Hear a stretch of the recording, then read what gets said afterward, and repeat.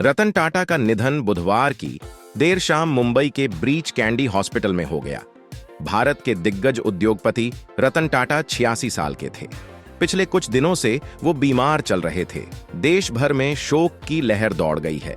उन्होंने मुंबई के breach candy अस्पताल में अंतिम सांस ली।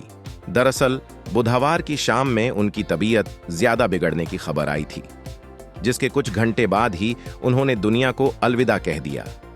रतन टाटा का जाना देश के लिए एक बहुत बड़ा नुकसान है। हालांकि उन्हें देश कभी भूल नहीं पाएगा। उन्होंने देश के लिए एक से बढ़कर एक काम किए हैं। टाटा ग्रुप को ऊंचाइयों पर पहुंचाने में रतन टाटा की सबसे बड़ी भूमिका रही। उन्होंने देश और आम लोगों के लिए कई ऐसे काम किए जिसके लिए उन्हें हमेशा याद किया जाता रहेगा। रतन टाटा एक दरियादिली इंसान थे और मुसीबत में देश के लिए हमेशा तैयार रहते थे। रतन टाटा के पार्थिव शरीर के लिए पोर्टेबल कोल्ड स्टोरेज शौचालय की व्यवस्था की गई है। आज शाम 4 बजे तक national centre for performing arts में उनके पार्थिव शरीर को लोगों के अंतिम दर्शन के लिए लाया जाएगा। आज दिन में कई उद्योगपति, व्यवसायी, एक्टर और राजनेता उनके घर पर पहुंचे हैं। रतन टाटा के पार्थिव शरीर को कोलाबा स्थित उनके घर में ले गए हैं और परिवार के सदस्य भी अस्पताल से चले गए हैं। विशेष सीपी देवेन भारतीय व्यक्तिगत रूप से परिवार के सदस्यों के साथ काफिले और एम्बुलेंस के साथ गए हैं।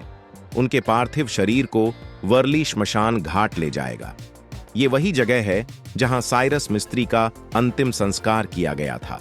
इससे पहले सोमवार को भी रतन टाटा की तबीयत बिगड़ने की खबर आई थी, जिसके कुछ ही घंटों बाद खुद रतन टाटा के एक्स हैंडल से एक पोस्ट शेयर किया गया था। इस पोस्ट में लिखा था कि मेरे लिए चिंता करने के लिए सभी का धन्यवाद। मैं बिल्कुल ठीक हूं, चिंता की कोई बात नहीं।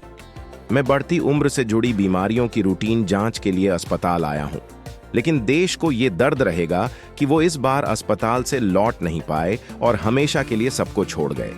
रतन टाटा की शख्सियत को देखें तो वो सिर्फ एक बिजनेसमैन ही नहीं, बल्कि एक सादगी से भरे नेक दिल इंसान भी थे। रतन टाटा अपने समूह से जुड़े छोटे से छोटे कर्मचारियों को भी अपना परिवार मानते हैं और उनका ख्याल रखने में कोई कोर कसर नहीं छोड़ते।